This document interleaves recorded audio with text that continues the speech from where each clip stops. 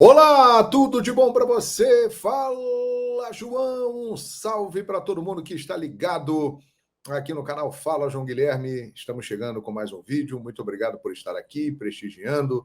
Se inscreva aí no canal Fala João Guilherme. Já passamos de 195 mil e estamos chegando perto dos 200 mil inscritos. Isso é uma honra. E graças a todos vocês. Então, muito obrigado pelo prestígio e pela moral. Sempre deixe aquele like e também comente, compartilhe, interaja e vamos juntos.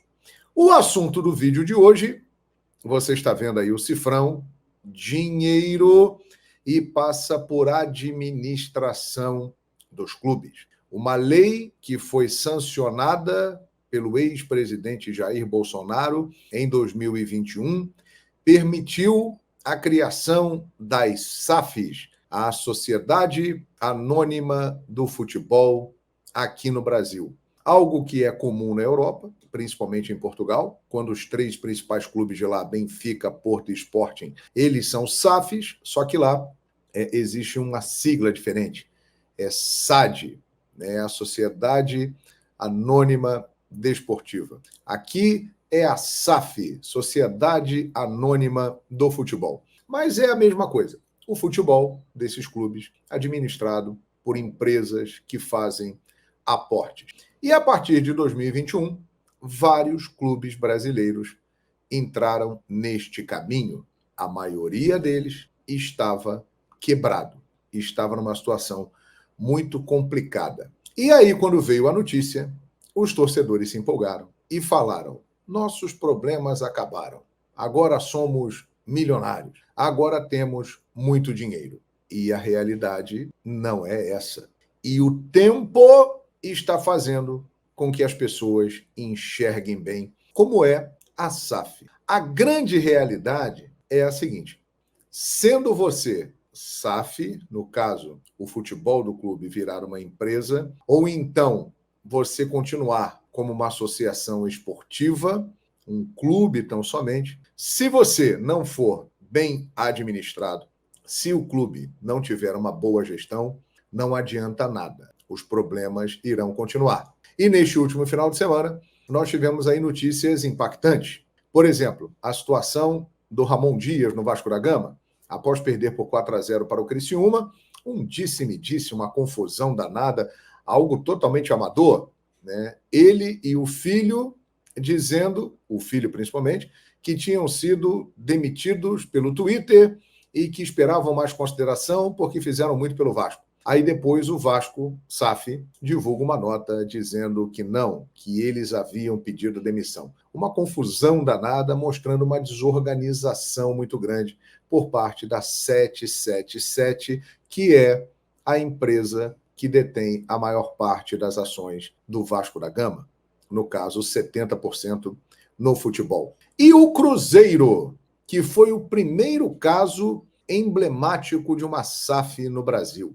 Em dezembro de 2021, Ronaldo Fenômeno, um grande nome da história do futebol, conhecido no mundo inteiro, surgiu como o salvador da pátria. Vou salvar o time que me revelou, disse Ronaldo. Ele foi revelado pelo São Cristóvão, no Rio de Janeiro, mas, de fato, ele apareceu para o mundo ainda muito jovem, com 15 anos, jogando no Cruzeiro. Então, o Cruzeiro teve uma importância enorme na trajetória de Ronaldo Fenômeno. Ronaldo, que já é um empresário ligado ao futebol há muito tempo, tem o Valladolid lá na Espanha e veio para o Brasil para resgatar o Cruzeiro. Mas é óbvio que ele estava pensando em quê? Em salvar o Cruzeiro, mas no negócio que rende dinheiro, Ronaldo entrou para obter lucro. E a informação confirmada no dia de hoje é que Pedrinho, dono de uma rede de supermercados muito forte no estado de Minas Gerais, grande cruzeirense, e que já era sócio da SAF do Cruzeiro, ele detinha 20%, agora assume o controle total do clube.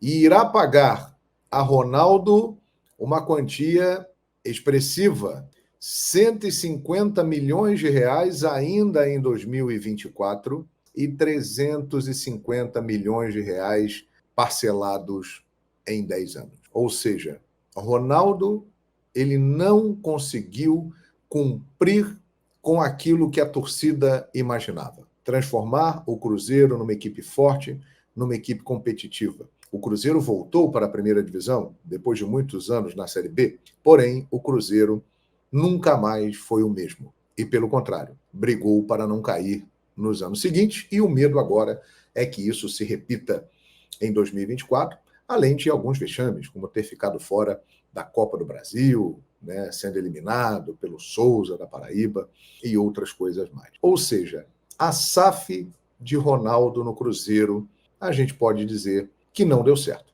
que foi uma decepção. Mas ele, Ronaldo, sai com o bolso cheio nessa história. A informação é que o investimento inicial que ele fez foi de algo em torno de 50 milhões de reais, depois captou recursos com parceiros, porque ele é um cara extremamente influente, né, e a mídia atrai patrocinadores do mundo todo pela força que ele tem, pela história que ele tem, e agora sai com esse montante que eu acabei de dizer aqui. Para o Ronaldo, foi um grande negócio. Para o Cruzeiro, acabou sendo também um grande negócio. Porque se Ronaldo não tivesse aparecido naquele momento, olha, o Cruzeiro, eu não sei como estaria hoje. Pelo menos ele arrumou um pouco a casa, diminuiu um pouco a dívida. Ele deu essa contribuição. O resultado esportivo é que não foi o esperado pela torcida. Mas o Ronaldo, apesar de ter fracassado no intuito geral da SAF, ele pelo menos deixou o Cruzeiro numa situação melhor do que ele pegou. E agora caberá ao Pedrinho, que é o dono do futebol do Cruzeiro, mas que ele já disse que o dono é a torcida, mas ele é um grande cruzeirense, administrar bem. A mensagem é a seguinte: não adianta ser SAF se não for bem administrada a situação. Visa lucro. Primeiro, pagar contas, acertar as pendências e depois ter lucro. A fórmula da administração correta é a mesma, tanto para a SAF como também para associações esportivas, os clubes que não seguem esse modelo. E nós temos alguns exemplos de SAF no Brasil que nós podemos listar aqui. Por exemplo, o Atlético Mineiro, o grande rival do Cruzeiro, né? A venda do Atlético foi feita para os 4 R's, que inclui aí os acionistas da MRV e do Banco Inter, né? Rubem e Rafael Meni, além de Ricardo Guimarães e Renato Salvador, o grupo que já tinha uma voz ativa muito grande no Atlético e também uma participação financeira muito grande. Muitos dizem em Belo Horizonte que o Galo, com as dívidas enormes, né, que ele veio acumulando, ele acabou se tornando mais barato, e aí esse grupo veio e assumiu o controle do clube. Mas, do jeito que as coisas andavam, acabou sendo a saída possível para o Clube Atlético Mineiro voltar a ter as finanças em dia e conseguir se manter competitivo como tem sido nos últimos anos. A Arena MRV, novo estádio do Atlético e a Cidade do Galo agora pertencem à SAF do clube, não são mais do Clube Atlético Mineiro. É o preço que se paga por uma administração que ao longo dos anos foi ruim. Aliás, todos os clubes que estão nesse modelo é porque tiveram uma administração ruim, com algumas exceções. Por exemplo, outro ponto que nós podemos destacar, o Bahia. O Bahia não estava mal financeiramente. O Bahia tinha uma dívida controlada, mas ele foi adquirido pelo Grupo City. E aí já muda a conversa, porque o Grupo City é um dos principais grupos que movimenta o futebol no mundo, que tem equipes espalhadas por todo o mundo e que é dono do Manchester City. Ou seja, é um grupo que tem uma experiência, um gabarito muito grande. E, obviamente, que isso aí trará benefícios para o Bahia. E a SAF do Bahia é um modelo realmente muito interessante, porque ele se junta a uma grande força do futebol mundial, né? E que poderá ter benefícios com isso, como troca de jogadores, vinda de jogadores que não estão sendo aproveitados em outros clubes do grupo e outras coisas mais. O Botafogo tem uma SAF que nós podemos dizer que é aquela que mais tem conseguido resultados. É a SAF de John Textor, dono da Eagle Holdings. Ele tem aí vários clubes espalhados pelo mundo, Crystal Palace na Inglaterra, Lyon na França, entre outras equipes, tem equipe também na Bélgica. E nós podemos dizer que nos últimos tempos, o Botafogo, que vinha penando, ele no ano passado, embora tenha perdido um título de campeonato brasileiro, o Botafogo disputou o título do campeonato brasileiro, coisa que ninguém imaginava. E o Botafogo hoje, com os investimentos que John Textor fez, é uma equipe competitiva. Não dá para imaginar o Botafogo brigando para permanecer na primeira divisão. Não. Hoje o quadro mudou. O Botafogo é um time que tem condições de competir e estar numa posição de destaque na tabela. Brigar por vaga na Libertadores da América, brigar até mesmo por títulos. Então esse é o mérito da SAF de John Textor, que nós podemos dizer que até o momento, em termos de resultados, é uma SAF interessante. Nós temos também o Coritiba, que tem a Tricorp Investimentos, com 90% do clube. O Cuiabá, que é um grande exemplo de sucesso, é da família Dresch, né, desde 2009. E o Cuiabá vem aí se mantendo nas divisões, ele nunca foi rebaixado, é um clube muito bem administrado, é uma SAF também o Cuiabá. O Vasco tem a mais polêmica de todas as SAFs até agora. A 777 chegou, é dona de 70% do futebol vascaíno, e a sensação é que nada mudou. Que o Vasco continua como era antes, mal administrado, com aportes que são feitos, mas o dinheiro ele não está sendo bem alocado. O Vasco já gastou muito através da 777, mas não conseguiu formar equipes competitivas. Então, o torcedor vascaíno é o que mais está sofrendo junto com o torcedor cruzeirense com esses modelos de SAF. Agora, o pior da SAF do Vasco é que, por ser um grupo internacional, com times na Itália, time na Inglaterra, time na Espanha, se esperava que com o investimento, com os aportes, o Vasco estivesse melhor nesse momento. Não é o caso. A SAF vascaína é extremamente polêmica. E o América Mineiro está também entrando no modelo de SAF e está também com um investidor. Né? O América Mineiro, que é um clube muito bem organizado, também entra nessa parte das SAFs. E o Bragantino já tem um modelo de parceria que é muito interessante, porque é uma empresa constituída que gere o clube e, inclusive, coloca o seu nome junto do clube. É um modelo que ela usa em várias partes do mundo, na Alemanha, na Áustria e em outros países, e todos muito bem sucedidos. E no Brasil não é diferente.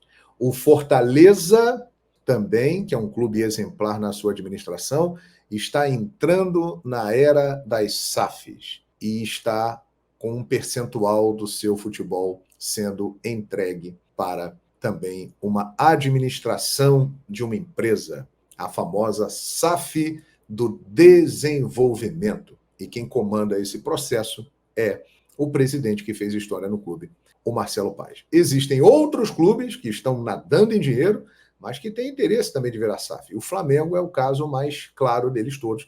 O Flamengo, através do presidente Rodolfo Landim, tem interesse em vender um percentual do clube para construir o seu estádio. Um modelo que foi usado pelo Bayern de Munique, que vendeu 25% do futebol do clube para empresas parceiras, como Allianz, Audi e Adidas. O certo, minha gente, é que tudo isso que eu falei, com o passar do tempo e as SAFs deixando de ser novidade aqui no Brasil, deixa claro a seguinte lição. O mais importante é ter uma boa administração, independente do modelo de negócio. Não adianta ser SAF se você não é bem administrado. Vai continuar numa situação difícil. Você é a favor da SAF? Você gostaria que seu clube virasse SAF? E se já é, o que você está achando? Deixe os seus comentários nesse vídeo em que a gente fala dessa nova era administrativa do futebol brasileiro e que tem aí interferido diretamente nos clubes e deixado alguns deles numa situação até melhor e outros numa situação igual ou pior do que eram antes. Participe conosco e muito obrigado por estar aqui no canal Fala João Guilherme.